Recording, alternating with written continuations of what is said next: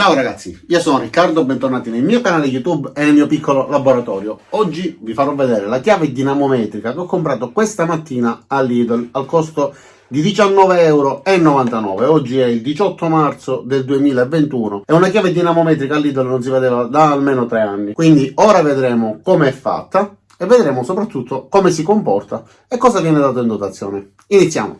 Viene venduta all'interno di questa custodia in plastica rigida, abbastanza robusta, e ha un'etichetta sulla parte superiore e sulla parte inferiore. Su questa possiamo vedere alcune informazioni importanti che riguardano appunto le caratteristiche tecniche della chiave dinamometrica. Quindi ha una coppia regolabile che va da 80 fino a 200 Nm, ha un innesto quadro da mezzo pollice, quindi 12 mm e mezzo, con un pulsante di espulsione rapida della bussola, e in più c'è una prolunga da 125 mm e 3 bussole, una da 17, una da 19 e una da 21 mm.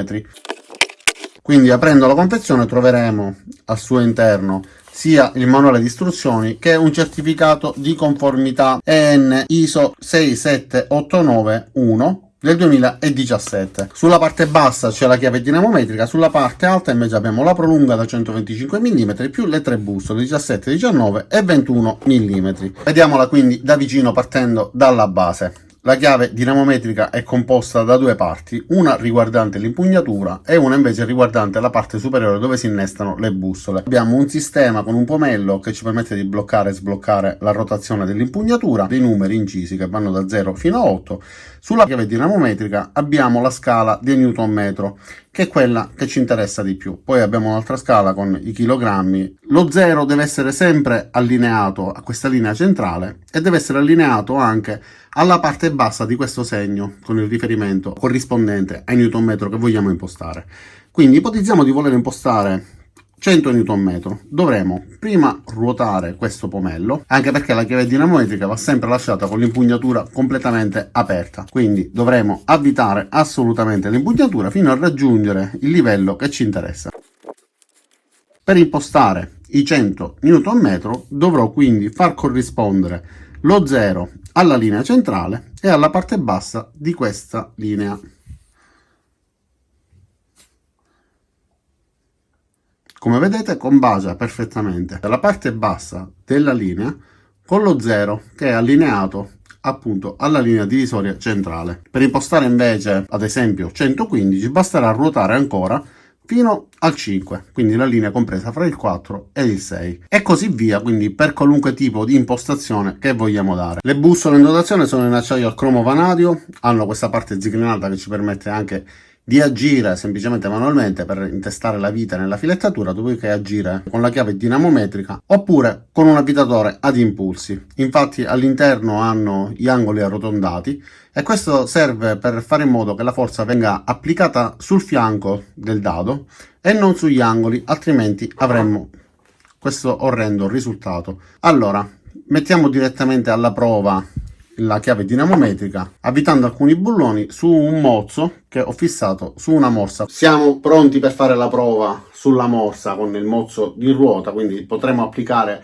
tutta la forza che vorremmo e verificare se questa chiave dinamometrica è tarata o meno. Faremo un attimo di teoria velocissima per capire bene l'utilizzo della chiave dinamometrica. Innanzitutto va utilizzata sempre in posizione orizzontale, non va mai utilizzata in questo modo e neanche in questo modo. Per avere un serraggio corretto, quindi la molla perfettamente a riposo, dovremo utilizzarla proprio in posizione orizzontale, sia così che ovviamente in questo senso. Il serraggio va fatto quasi sempre tenendo una mano vicino alla bussola per aiutarci ad avere una leva che non torca anche lateralmente, e conviene impugnarla dalla parte più estrema. Qualcuno in alcuni video che ho già caricato ha criticato il fatto che io la chiave dinamometrica la tenessi un po' troppo in centro o un po' troppo in punta. La forza che la chiave dinamometrica legge sarà sempre la stessa, sia che io spinga da questa parte che se io spinga dalla parte più estrema. Semplicemente impugnandola dalla parte più estrema avrò una leva più favorevole perché mi allontano dal fulcro, dalla resistenza con la mia leva e riesco ad avere una potenza maggiore, ma questa è una legge fisica.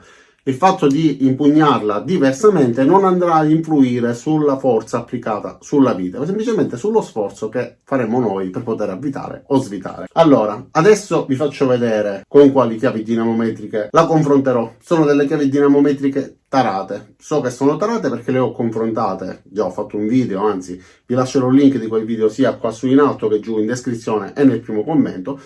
Le ho confrontate sia con una chiave della USAG nel video in questione, che anche poi con chiavi beta, eccetera, e sono certo che la chiave con cui la confronterò è perfettamente tarata. Ora iniziamo.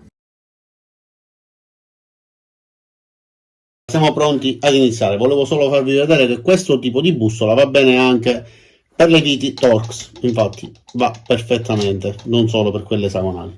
Proverò a stringere questo dado utilizzando prima la chiave dinamometrica della Tac Life, per la quale abbiamo già verificato che è perfettamente tarata. Il riferimento da questa parte è in foot pound, da quest'altra parte invece è in newton metro. Purtroppo è la scala in newton metro ad avere la parte centesimale che si adatta alla parte arrotondata in foot pound. Qua riporta 81,4, sono andato indietro di una tacca, quindi saremo a 80 newton metro circa. Adesso provo ad avvitare questo dado stringendolo al massimo finché la chiave dinamometrica non scatta. Dopodiché proverò l'altra per vedere se scatta subito. Dopodiché invertirò la prova stringendo con quella e verificando se questa scatta subito. In questo modo sapremo che sono perfettamente allineate.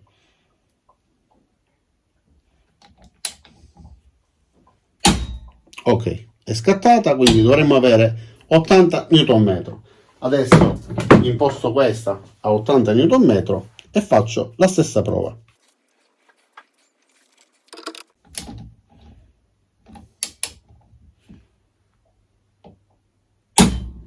È scattata immediatamente senza fare nemmeno un quarto di giro, quindi l'allento e faccio la prova nel senso opposto. Stringo con la chiave dinamometrica della Lidl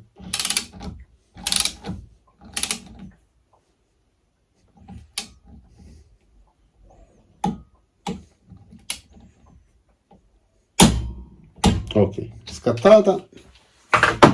Prova con quella che già conosciamo, scattata pure immediatamente. A questo punto non resta che fare la prova. Ragazzi, scusatemi, ma c'è stato un blackout fantastico. Ok, continuiamo così a lume di candela, è più romantico. Allora, adesso metterò, è tornata la luce, perfetto. Allora, metterò la chiave dinamometrica digitale sulla chiave dinamometrica della Tac Life tarata al massimo, quindi ovviamente non scatterà e mi consentirà di utilizzarla come una normale chiave. Allora, imposto sulla chiave dinamometrica digitale 80 Nm.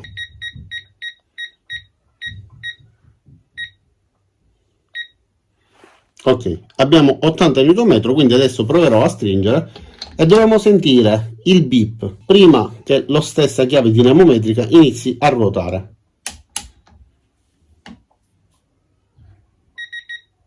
Ha fatto il beep, se io premo ancora gira leggermente, come vedete riesce a ruotare solo dopo il beep. Prima del beep resta ferma.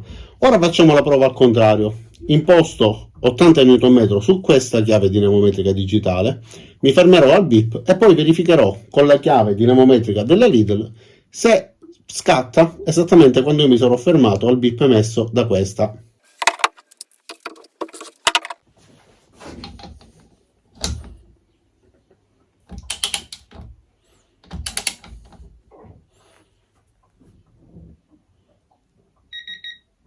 Siamo vicini. Perfetto, sono arrivato a 82,6 perché bisogna essere molto precisi, fermarsi esattamente quando inizia il beep e non è proprio una cosa semplicissima. Allora, utilizziamo di nuovo la chiave dinamometrica della Lidl impostata ad 80 Nm, vediamo se scatta subito. Esattamente nello stesso punto in cui si trova, senza fare nemmeno un accenno di rotazione. Quindi per me, per quanto riguarda la scala di 80 Nm, è perfetta. Adesso facciamo una prova con una misura intermedia, ovviamente non vi farò vedere tutti i passaggi, non vi spiegherò di nuovo tutto, però vedrete le varie cose che vado facendo. Quindi la imposto è una via di mezzo, mettiamola a 150 Nm.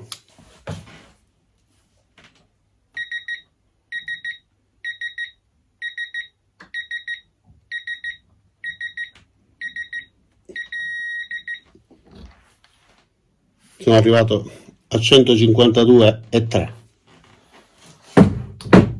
Vediamo.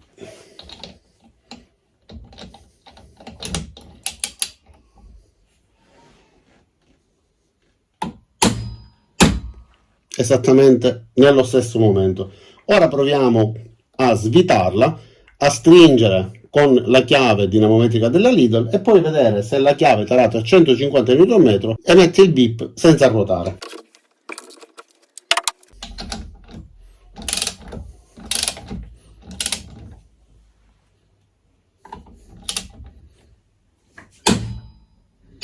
Ok, 150 Nm, proviamo di nuovo.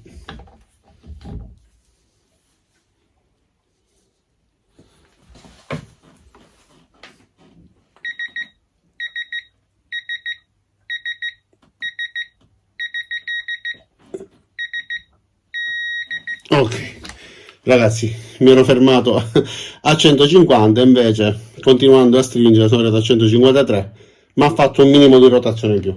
Comunque, a occhio e croce diciamo che siamo molto vicini. Per pura coincidenza, la chiave dinamometrica della Tact Life ha una scala impostata di fabbrica a 153 Nm, quindi verifichiamo a questo punto se combacia perfettamente. Almeno abbiamo la prova che quel dispositivo è perfettamente tarato come questo. Io già lo so, però lo dimostrerò a voi. Scatta immediatamente, quindi per me va bene.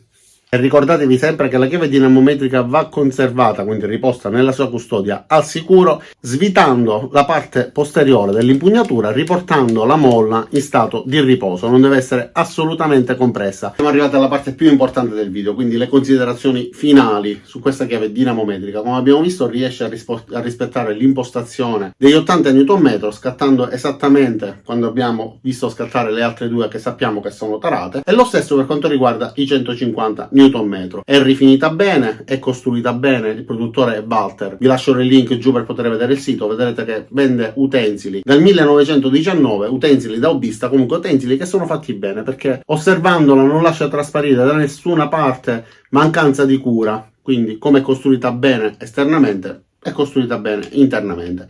È destinata agli hobbisti, anche se il range di utilizzo è un pochettino troppo alto. È ampio ma è alto, va da 80 a 200 Nm.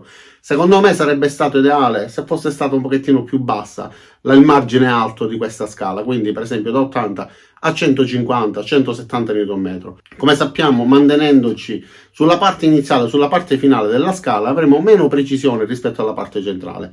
In questo caso invece ha dimostrato di lavorare benissimo anche a 80 Nm, che è la parte iniziale della scala. Quindi per me è una chiave dinamometrica che può essere promossa a pieni voti, sia per la qualità costruttiva che per le prestazioni che abbiamo visto. Costa solo 19,99 €, se la trovate, secondo me è una spesa che si può affrontare perché li merita. Detto questo, data la mia opinione su questa chiave dinamometrica, non mi resta che ringraziarvi di aver visto il video fino in fondo. Vi invito a mettere mi piace qua giù, cliccare anche sul tasto iscriviti e cliccare sulla campanella attivando le notifiche in modo da ricevere un'email ogni volta che caricherò un nuovo video. Ora vi saluto e vi do appuntamento a tutti i miei prossimi caricamenti. Ciao da Riccardo e a presto!